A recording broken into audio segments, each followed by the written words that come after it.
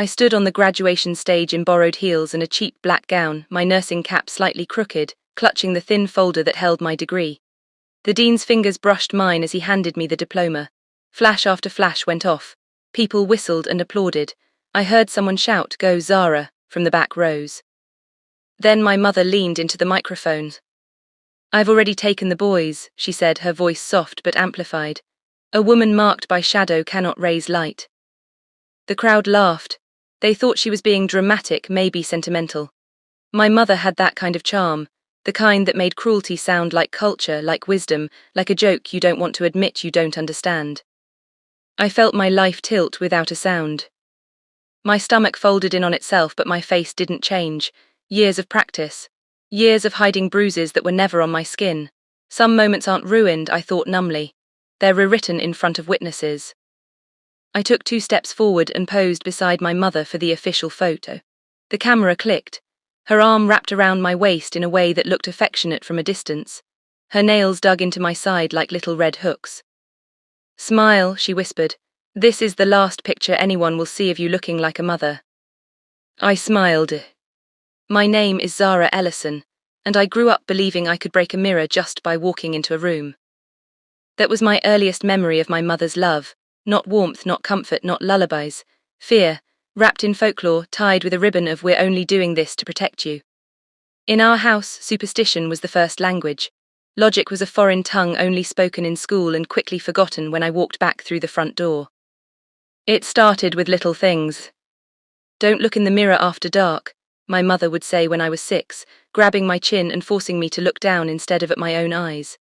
"The mirror hunger wakes up then. It takes a bite out of your future each time you see yourself at the wrong hour." I believed her, how could I not? She said it with the same tone she used to say, "I love you." That soft, sweet, sugar-coated poison. She draped black cloths over the mirrors at sunset and hung chimes in the hallway to keep the shadow from following you to bed. When I was 8, I accidentally caught my reflection while brushing my teeth late one night. I remember freezing, a toothbrush in midair, foam in my mouth, staring at the girl in the mirror, dark curls, serious eyes, a little scar on her chin.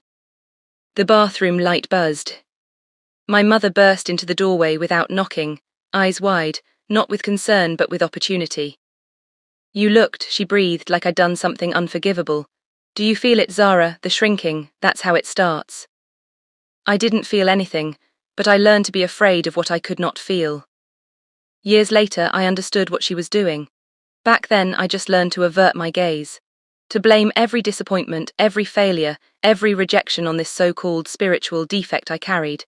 A shadow sewn into me before I was even born. "You were born under the shrinking star," my mother liked to say, usually when I asked for something she didn't want to give. "You burn through blessings too fast. I have to be careful with you." So when teachers praised me, I didn't trust it. When I brought home good grades, she'd shrug and say, "We'll see how long that lasts." My wins were never real. My losses were always spiritual proof. You might be wondering why I didn't run as soon as I could, why I didn't go no contact, why I let this woman have any say in my life, or my children's. The answer is simple and ugly. When cruelty is all you know, it feels like the weather. Wrong but normal. If I was the shrinking star, my brother Navian was the sun. My mother chose that name on purpose.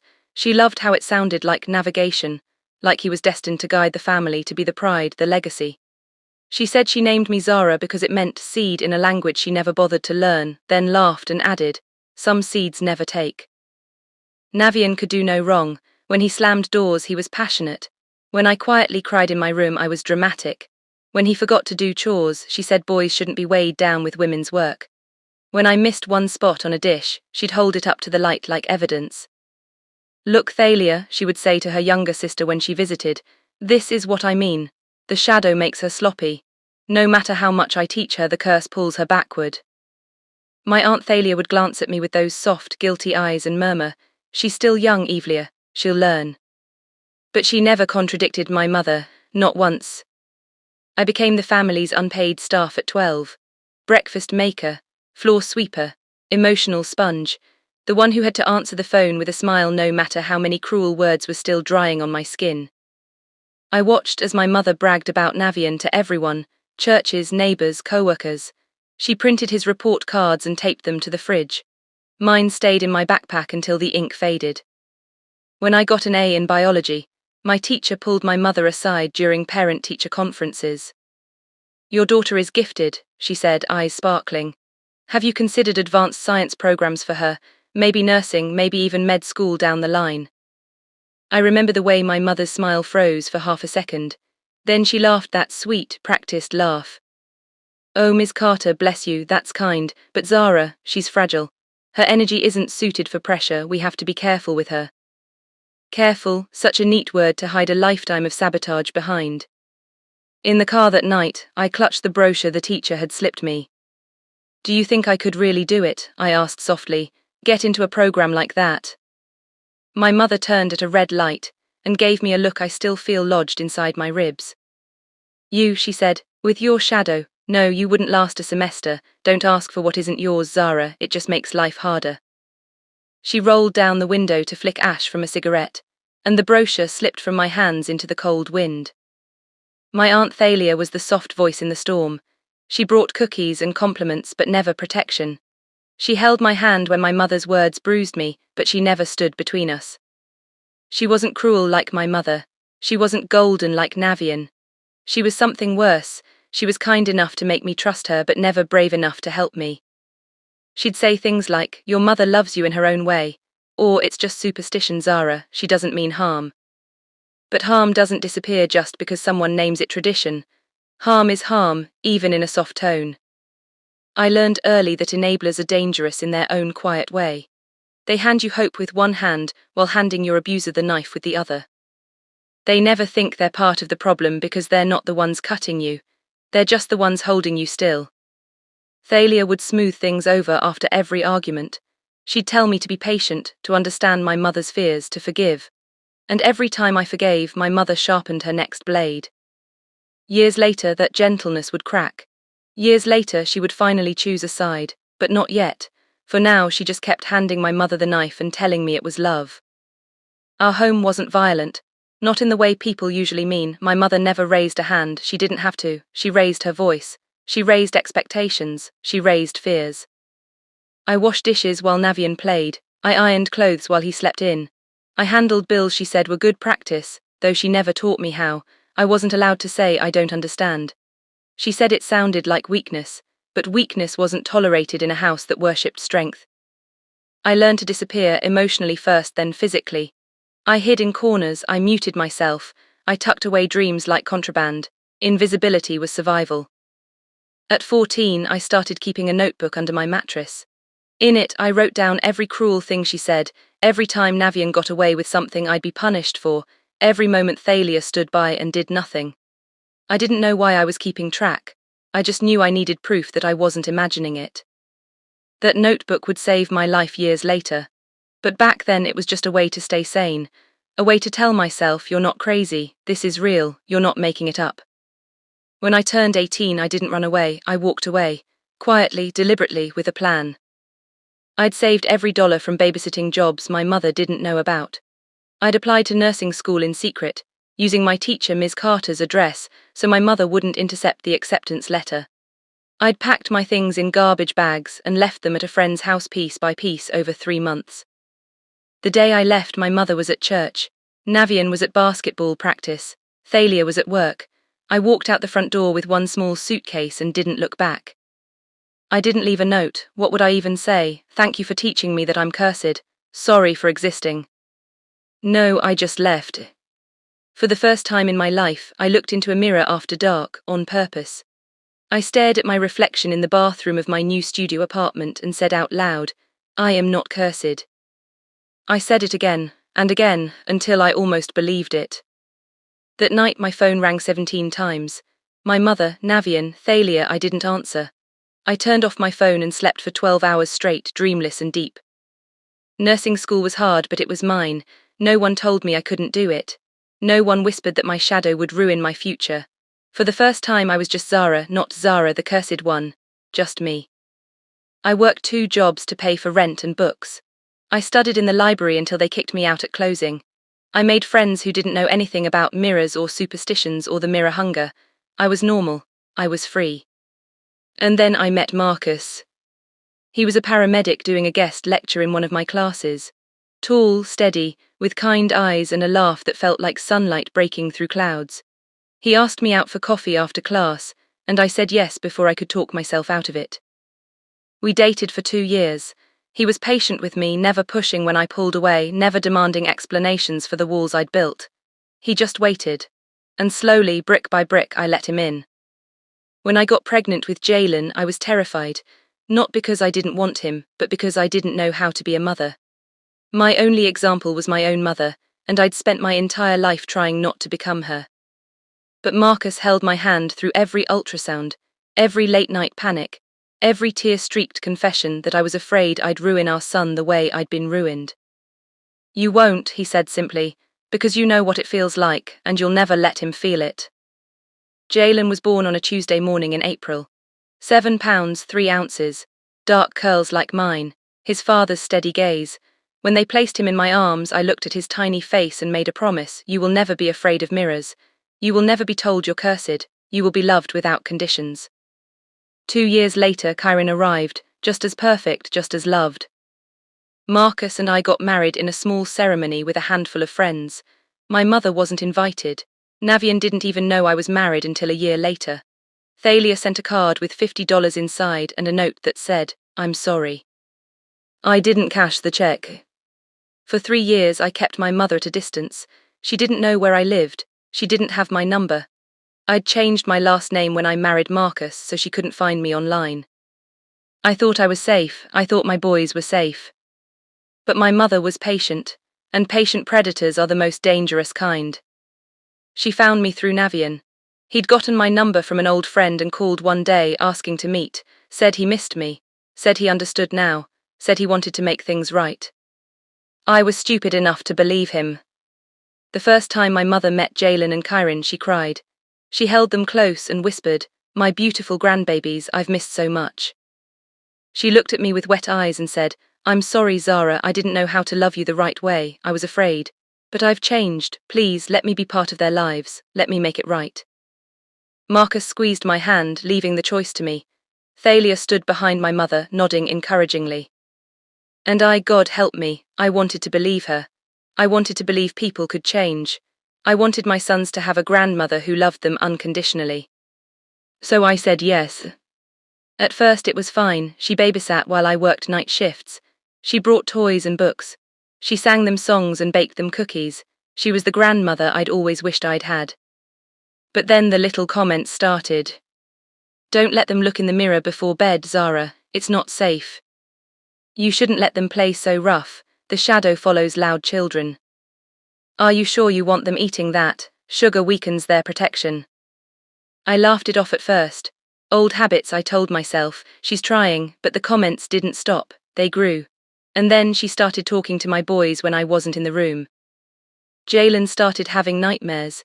He'd wake up screaming about shadows in his closet, about something watching him from the mirror.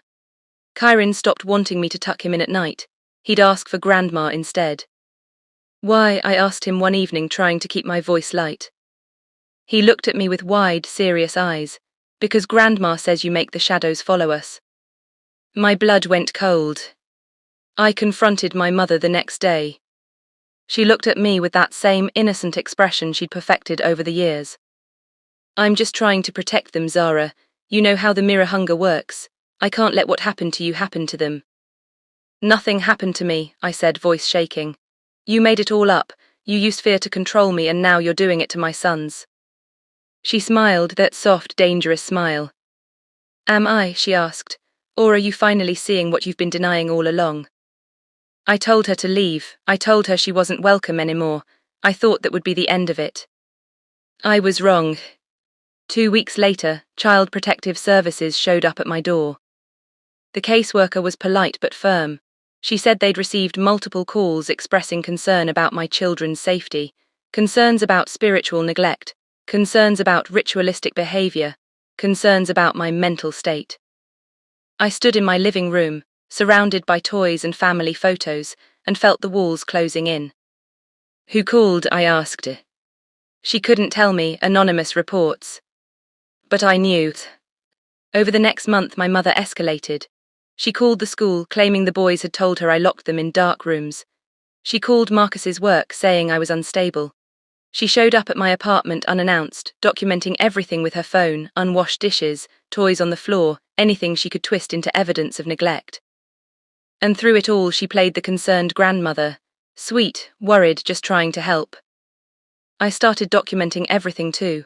I saved every text message, every voicemail, every email. I wrote down every incident, every lie, every manipulation. The notebook from my teenage years had taught me well, keep receipts. But I didn't know how bad it would get. I didn't know she was building towards something bigger, something that would rip my entire world apart. It happened 3 weeks before my graduation. I came home from a late shift to find my apartment door unlocked. My heart dropped. I pushed it open slowly, already knowing something was wrong. The living room was empty. Jalen's backpack was still on the couch. Kyrin's stuffed elephant sat on the floor, but the apartment was silent in a way that made my skin crawl. "Boys," I called out. "Nothing." I checked every room, closets, bathrooms, under beds, nothing. Then I saw the note on the kitchen counter, written in my mother's perfect handwriting. "They're safe now, you'll understand soon." I called Marcus, I called the police, I called everyone. The police said since my mother was a legal relative and there was no custody order in place, it wasn't technically kidnapping. They said it was a family matter. A family matter, like my children being taken wasn't a crime. Marcus held me while I broke apart. We hired a lawyer the next day, but she warned us, custody cases take time, especially when the other party is claiming protective custody. My mother filed for emergency guardianship 3 days later. She claimed I was mentally unstable. She claimed the boys had told her they were afraid of me. She claimed I was performing dangerous rituals involving mirrors and darkness. She had a pastor willing to testify. She had witnesses from church. She had Navian who backed up every lie she told. And she had my sons, who'd been coached so carefully they believed every word they said. The custody hearing was scheduled for 2 days after my graduation. My mother knew exactly what she was doing. She wanted to ruin the one moment I'd worked so hard for. She wanted to stand on that stage and announce to everyone that she'd taken my children, that I was unfit, that the curse had finally caught up with me. And she wanted me to smile for the cameras like nothing was wrong. So that's what I did. I walked across that stage. I accepted my diploma.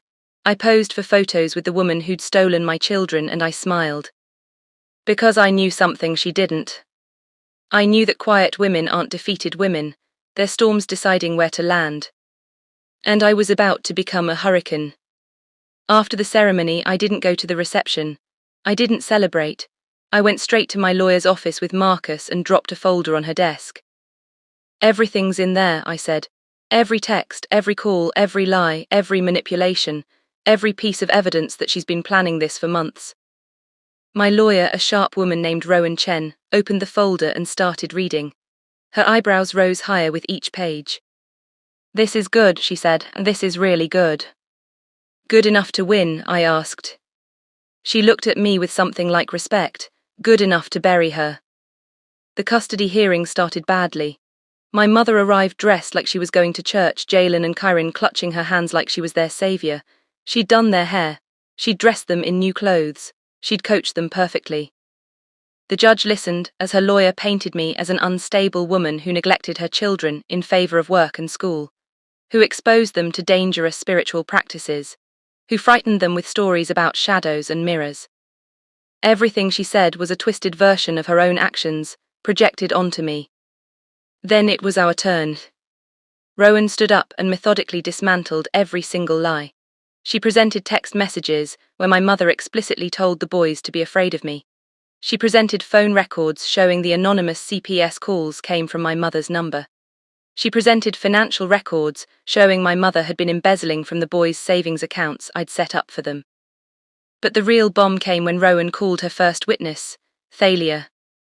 My aunt walked to the stand, hands shaking, and told the truth, all of it, how my mother had been planning this for months, how she'd been coaching the boys, how she'd been manipulating everyone around her to build a case against me. "Why now?" Rowan asked. "Why are you coming forward now?" Thalia looked at my mother, then at me. "Because I've spent 30 years watching her destroy my niece. I won't watch her destroy those boys too. My mother's face went pale. The second witness was the pastor my mother had paid to write false counseling reports. He'd been subpoenaed, and under oath he admitted everything. The payments, the fake sessions, the scripted testimony. By the time Rowan finished presenting evidence, my mother's lawyer looked like he wanted to disappear. But Rowan wasn't done. She pulled out the piece of evidence that made even the judge sit up straighter, a recording. Thalia had been secretly recording conversations with my mother for the past 2 months. On the recording, my mother's voice was crystal clear. The curse is real, but they don't have to know that. Let them think I'm crazy. Let them think it's superstition. As long as those boys stay with me, I can undo what Zara's already done to them. She's weak. She's always been weak. And weak women raise weak children. The courtroom went silent. The judge looked at my mother like she was something he'd scraped off his shoe. He looked at my sons, who were starting to look confused, starting to realize something was wrong.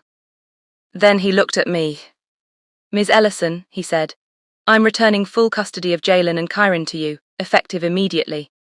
I'm also ordering a full investigation into Ms. Mercer's actions, including potential charges of fraud, custodial interference, and financial exploitation."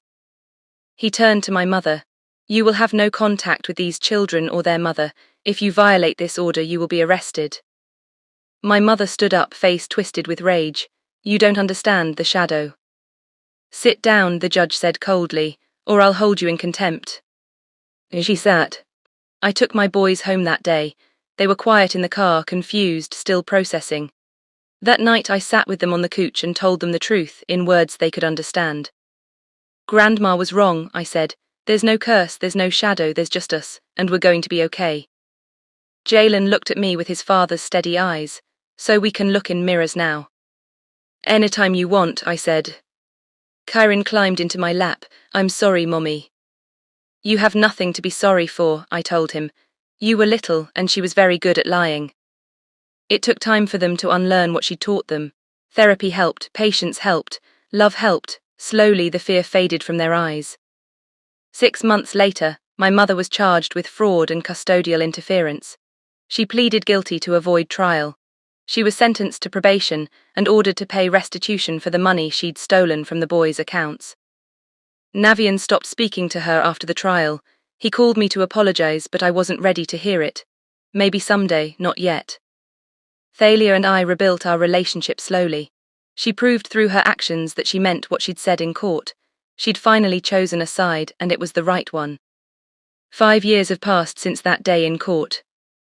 Jalen is 12 now. Kyron is 10. They're happy, healthy, and fearless. They look in mirrors without flinching. They sleep with their lights off. They live without the weight of superstition crushing them. Marcus and I are stronger than ever. The crisis didn't break us, it tempered us like steel. I'm a registered nurse now, working in pediatrics.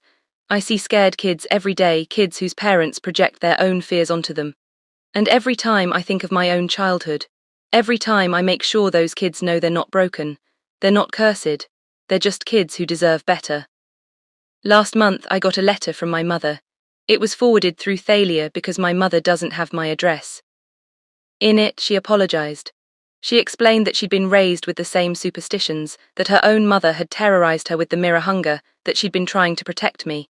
And later, my sons, from something she truly believed was real. She said she understood now that she'd been wrong, that she'd hurt me, that she'd hurt everyone. She said she was in therapy, working through her own trauma. She asked if someday, maybe, I could forgive her.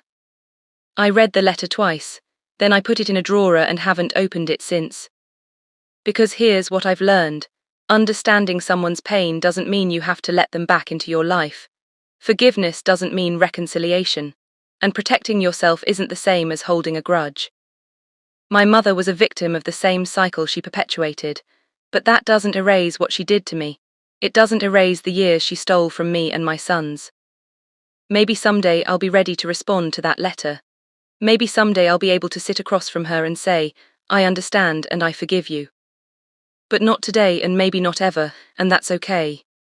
Last week, Jalen came home from school upset. A kid in his class had been making fun of him for something small, his handwriting, I think. He sat at the kitchen table, shoulders hunched, looking defeated. I sat down next to him and asked, "Do you believe what that kid said about you?" He thought about it. "No." "Then why does it bother you?" He shrugged. "I don't know, it just does." I took his hand. "That's normal. Words hurt even when we know they're not true. But here's what you need to remember: you get to decide what you believe about yourself. Not that kid, not anyone else, just you." He looked at me with those steady eyes and said, "Is that what Grandma did to you? Made you believe bad things about yourself?" I nodded. "Yeah, for a long time I believed I was cursed because she told me I was. But I wasn't cursed, Jalen. I was just told I was, and there's a difference." He thought about that for a moment, then hugged me. "You're a really good mom." I held him close and whispered, "You're a really good kid." That night after the boys went to bed, I stood in front of the bathroom mirror, something I'd avoided for most of my life. I looked at my reflection, older now, tired but stronger. I saw a woman who'd survived, who'd protected her children, who'd refused to pass on the curse of fear. And I smiled.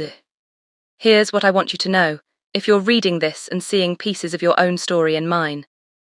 You are not cursed, you are not broken, you are not too much or too little or too damaged to be loved. If someone taught you to fear yourself, they were wrong. If someone used tradition or religion or superstition to control you, they were wrong. If someone made you believe you deserved less than you do, they were wrong. And if you're trapped right now, if you're living in the middle of your own story, wondering if you'll ever get out, I promise you, you will, but you have to choose it. You have to decide that your children or your future or your peace matter more than keeping the peace with people who never gave you any. Document everything. Save every text, every email, every voicemail. Build your case quietly. Don't announce your plans to the people who hurt you, just execute them. Find your Rowan. Find your Thalie after she chose A-side. Find the people who will stand with you when it matters. And when you finally break free, don't waste time looking back. I look forward to it. Rebuild, heal, teach your children or your younger self that they are not defined by the people who tried to break them. You are not your mother's daughter. You are not your father's failure. You are not your family's scapegoat. You are yours, and that is enough. I still have that notebook from when I was 14, the one where I wrote down every cruel thing, every unfair moment, every time I was made to feel small. I keep it in a box in my closet, along with the court documents, the recordings, and all the evidence that saved my sons.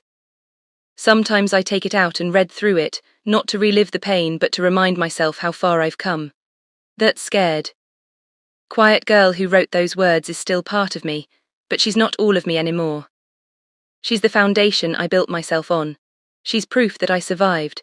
She's the reason I fight so hard to make sure my sons never have to write their own notebook of wounds. Last week I burned half of it, not out of forgiveness but out of release. I kept the pages that mattered, the ones that documented the worst of it just in case I ever need proof again.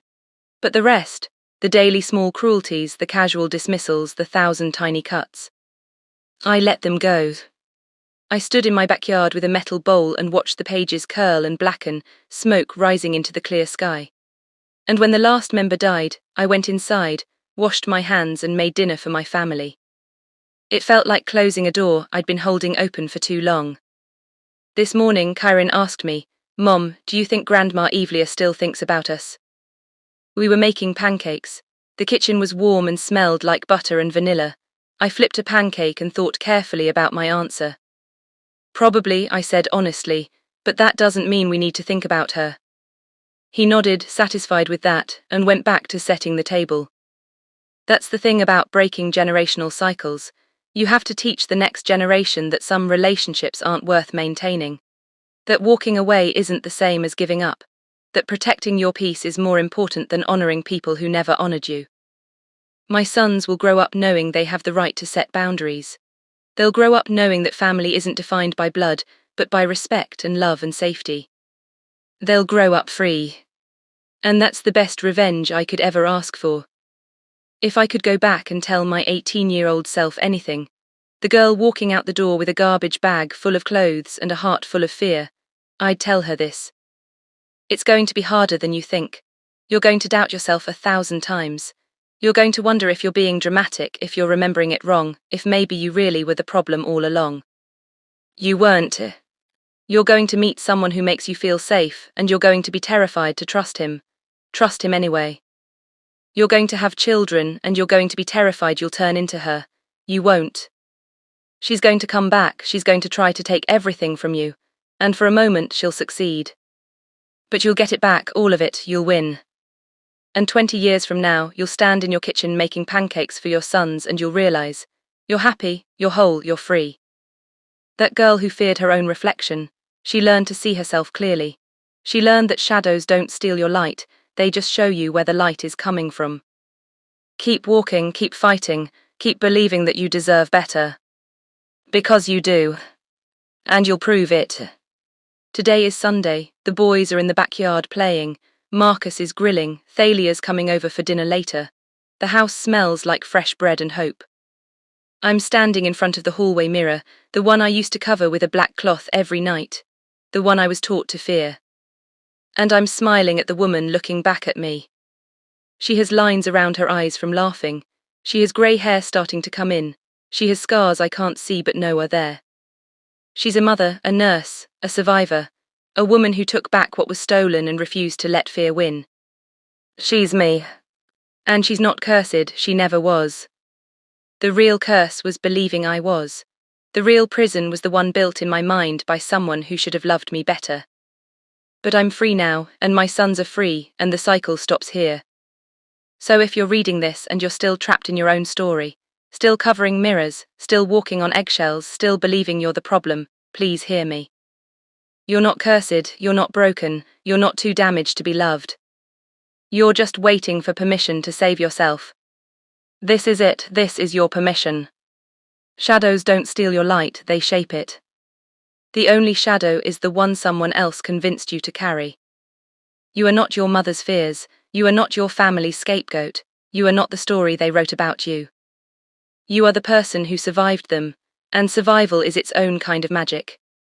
If you're still in the thick of it, if you're listening to this from a bathroom floor, or a car parked outside a house you're afraid to enter, or a bed that doesn't feel safe, please know this, you won't feel this way forever. Document everything, build your case in silence, find one person who believes you, just one, that's all you need to start. And when you finally walk away, don't waste energy hatting the people who hurt you. Don't waste years waiting for them to apologize or change, or finally see you as you are. Just walk, keep walking, build a life so full of light that their shadows can't reach you anymore.